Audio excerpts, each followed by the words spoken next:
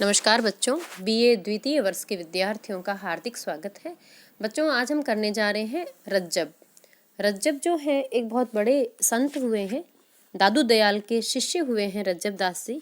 और कहते हैं कि इनको जो है भगवान का जो ज्ञान है वो अचानक से ही हुआ। मुस्लिम जाति के थे और दादू दयाल जो गुरु हैं, कई बार उनके पास गए तो दादू दयाल को भी लगा कि ये शिष्य हो सकता है, ब्रह्मज्ञानी हो सकता है। और बाद में रज्जब जब विवाह के लिए जा रहे थे रास्ते में तो उनको लगा गुरु को प्रणाम करूं। गुरु को प्रणाम करने गए तो दादू दयाल ने कहा, रज्जब तय गज्जब कियो। और उनके कहने का भावार्थ था, आशय था कि आया था हरिभजन को रोटन लगा कपास, तू क्या कर रहा है? तू जिस उद्देश्य से संसार में आया था और तू शादी करने जा रहा है। कहते हैं कि रज्जब ने तुरंत अपनी बारात को लौटा दिया और दुल्हे के वेश में ही रहे कि मेरे को आज दुल्हे के वेश में ज्ञान हुआ है।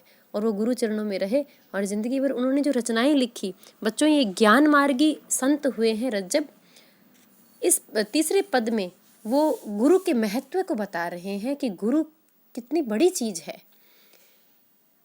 क्योंकि गुरु केवल पढ़ाने वाला गुरु नहीं होता है। गुरु का अर्थ होता है बड़ा, गुरु का अर्थ होता है मंत्र दृष्टा, गुरु का अर्थ है जो हमें आध्यात्मिक चेतना से जोड़े, जो हमें हमारे मानव जीवन के लक्ष्य को प्राप्त कराए। तो यहाँ रज्जब कहते हैं, गुरु प्रसाद अगम गति पावे।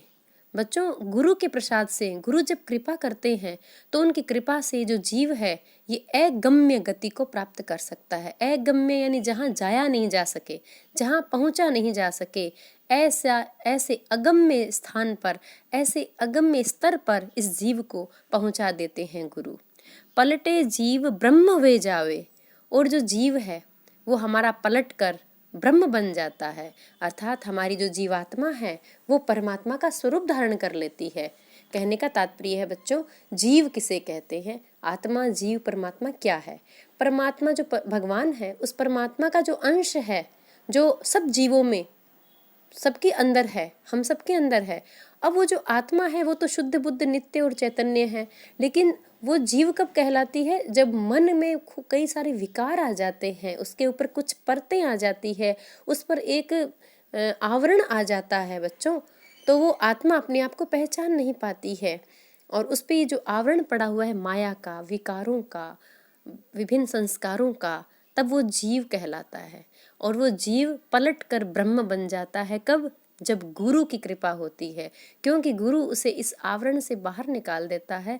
वो संसार नश्वर है, संसार दुखालय है, संसार परिवर्तनशील है, परमात्मा सदैव रहने वाला है। जब वो ये ज्ञान दे देता है तब वो रज्जब कहते हैं कि हमारा जो जीव है भीतर, उसकी सारा अज्ञान मिटकर वो पुनः प्रकाशित हो जाता है और वो पुनः ब्रह्म का स्वरूप धारण कर लेता है, क्योंकि है तो परमात्मा का ही अंश। जैसे बच्चों, सोने का टुकड़ा सोना ही होता है, स्वर्ण ही होता है। उस स्वर्ण के ऊपर जब हम थोड़ा सी मीनाकारी कर देते हैं, कोई कपड़ा लपेट देते हैं या उस पर कुछ गंदगी लगा देते हैं, तब वो स्वर्ण चमकता नहीं है। तो गुरु क्या काम करता है कि उसके सारे ऊपर का आवरण भेद देता है, हटा देता है, पुनः सोने को सोने से मिला देता है, उसका वास्तविक स्वरूप उसे धारण करा देता है। आगे रज्जब कहते हैं, फिर एक उदाहरण देते हैं, हरि भृंगी गुरु डंक समान। अब उन्होंने तुलना करते हुए बताया है कि यदि भगवान भंवरा है, भृंगी भंवरे को कहते हैं, और गुरु क्या है? उसका डंक है। भगवान भंवरा है तो गुरु उनका डंक है। अर्थात ये किंवदंती है कि भंवरा कभी बच्चे नहीं देता है, वो दूसरी जो लटें होती है उनको लाकर और उनमें एक डंक अपना डंक डालकर और फिर उसको पालन पोषण करता है, तो वो फिर भंवरे ही बन जाते हैं। ये एक बहुत आश्चर्य की बात है। तो कवि क्या कहना चाह रहे हैं, रज्जब दास जी क्या कहना चाह रहे हैं कि गुरु जो है वो उस भंवरे के डंक के समान है, जो मारत तन में भय जो प्राण, जो इस शरीर में उस डंक के लगते ही प्राण जो है वो जगमगाने लगते हैं। भय जो प्राण, जैसे निष्प्राण शरीर में कोई डंक मारे और फिर वो जाग जाए, यदि जागृत अवस्था में ला देते हैं गुरु, क्योंकि वो जिन लटों में भंवरा डंक मारकर उन्हें पालता है वो सारे भंवरे बन जाते हैं। तो वैसे ही गुरु जो है वो जब शिष्य के शरीर में जब ये चेतना प्रवाहित कर देता है कि तू उस परमात्मा का ही अंश है, तब उसमें वो प्राण संचरित हो जाते हैं, यानी वो उन्हें अपनी आत्मा को पहचानने लग जाता है, वो स्वरूप में स्थित हो जाता है। चंदन राम गुरु गतिवास। अब फिर उदाहरण दे रहे हैं कि यदि भगवान चंदन है, राम यदि चंदन है, तो गुरु क्या है? उसकी सुगंध है। बच्चों, जब तक चंदन को रगड़ा नहीं जाता तब तक सुगंध नहीं फैलती। भगवान सर्वत्र उपलब्ध है, सब जगह स्थित है, लेकिन हमारी जीवात्मा उसे जान नहीं सकती है, लेकिन वो गुरु कृपा से उसे जान लेती है। गुरु जब उस चंदन को थोड़ा सा घिसकर उसकी सुगंध पैदा करके हमें बताता है कि ये देखो ये चंदन है, तब हमें पता चलता है कि अच्छा ये भगवान है। तो परमात्मा का एहसास कराने में गुरु की बहुत बड़ी भूमिका होती है। भेदे भेद नहीं बना दास। और जब तक हमारे शरीर में, हमारी बुद्धि में विभिन्न प्रकार के भेद बने रहते हैं, उन भेदों को जब तक नहीं भेदा जाए, यहाँ भेद और भेद में अंतर है। भेद यानी विभिन्न प्रकार, विभिन्न विचारधाराएं हमारे दिमाग में बनी रहती है, बुद्धि में, मन में, हृदय में, चित्त में। उनको जब तक भेदा नहीं जाता, उनको जब तक उनमें छेद नहीं किया जाता, तब तक वो जान नहीं पाता कि वास्तविकता क्या है। क्योंकि भगवान के भी तो दो भेद कर रखे हैं, सगुण और निर्गुण, साकार और निराकार। तो व्यक्ति उसी में फंसा रहता है। लेकिन गुरु जब ज्ञान करवाता है, प्रकाश करता है, तब वो बताता है कि निराकार और साकार प्रभु की स्वयं की ही लीला है, दोनों में कोई अंतर नहीं है। उनको एक को ज्ञान मार्ग से और एक को प्रेम और भाव मार्ग से प्राप्त किया जा सकता है। एक भक्ति मार्ग है तो एक ज्ञान मार्ग है, एक में तपस्या है तो एक में प्रेम है। तो वो दोनों मार्गों का बिल्कुल स्पष्ट दिशा निर्देश करके और हमें सही मार्ग बताते हैं। भेदे भेद नहीं बना दास। जब तक उन भेदों को वो भेद नहीं देते हैं, तब तक सच्चा दास व्यक्ति नहीं बन सकता, और फिर उसको अपना सच्चा दास बना लेता है गुरु। क्योंकि भगवान तो चंदन है, तो गुरु उसकी सुगंध है। सुगंध से ही हम उन्हें पहचान पाते हैं। ब्रह्म सूर्य गुरु किरण प्रकाश। देखिए बच्चों, कितने सुंदर दृष्टांत दिए हैं कि ब्रह्म परमात्मा यदि सूरज है, सूर्य है, तो गुरु क्या है? उनकी किरणों का प्रकाश है। सूर्य जब उगता है तो उसमें से किरणें निकलती है, यानी गुरु भी परमात्मा का ही रूप है, और वो किरणों का प्रकाश है। बच्चों, वो किरणें क्या करती है? जमीन पर आती हैं, धरती पर, समुद्र को, तालाब के पानी को अवशोषित करती है और उसे आकाश में ले जाकर बादल बना देती है, यानी उसे ऊंचा चढ़ा देती है, नीचे पड़े हुए उस जल को ऊपर चढ़ा देती है।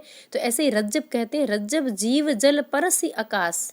रज्जब कहते हैं जो जीव है ना, वो उस जल का स्पर्श करके आकाश में पहुंच जाता है। यहाँ आकाश में कहने का तात्पर्य है कि रज्जब दास जी कहते हैं कि जब जो जीव है, जब गुरु की शरण में चला जाता है, तब गुरु उसे नीचे पड़े हुए को, विभिन्न विकारों से ग्रस्त होते हुए भी उसको ऊपर आकाश में पहुंचा देता है, परमात्मा से मिला देता है, उसे इतना ऊंचा उठा देता है उन विकारों से, उसको पुनः अपने स्वरूप की प्राप्ति करा देता है।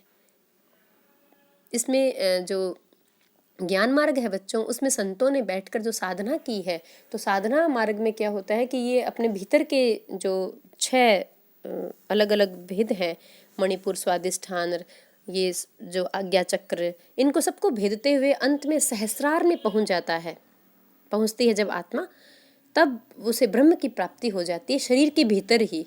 तो इस प्रकार योगियों की भाषा में उन्होंने कहा है परसी आकाश, आकाश का स्पर्श कर लेता है वो जीव। अर्थात एक तरफ तो वो पानी की बूंदें जो भाप बनकर ऊपर उठी और आकाश में जाकर वो बादल बन गए, तो उन्होंने आकाश को स्पर्श कर लिया, ऊंचाइयों को ग्रहण कर लिया। और एक दूसरी तरफ जो जीव है वो विभिन्न प्रकार के विकारों से, माया से, ममता से, मोह से जो ग्रसित था, उन सब को हटाकर गुरु उसे ऊपर उठाता है, ऊंचा उठाता है, इन सब विकारों से समता लाता है उसमें, और समता लाकर परमात्मा के प्रति उसको प्रेम करवाकर, परमात्मा का प्रकाश उसको दिखाकर उसे ज्ञान करवा देता है और उसको स्वयं के स्वरूप में स्थित करवा देता है, उसे परमात्मा का संपूर्ण ज्ञान करवा देता है। तो बच्चों, यहाँ रज्जब दास जी ने केवल इन 4 पंक्तियों के माध्यम से, अपने पद के माध्यम से गुरु की महिमा भी बताई है और परमात्मा प्राप्ति में गुरु का कितना बड़ा स्थान है ये बताने की कोशिश की है। और ये पूर्णतया भक्ति भाव से परिपूर्ण पद है, और इसमें अंत में तुक मिलने के कारण यहाँ अंत्यानुप्रास अलंकार है। भेदे भेद में यदि हम देखें तो इसमें यमक अलंकार को ले सकते हैं, और इसमें दृष्टांत अलंकार है, उदाहरण अलंकार है, और भाषा अत्यंत सरल और हिंदी भाषा का इसमें प्रयोग किया गया है। आज इतना ही, धन्यवाद।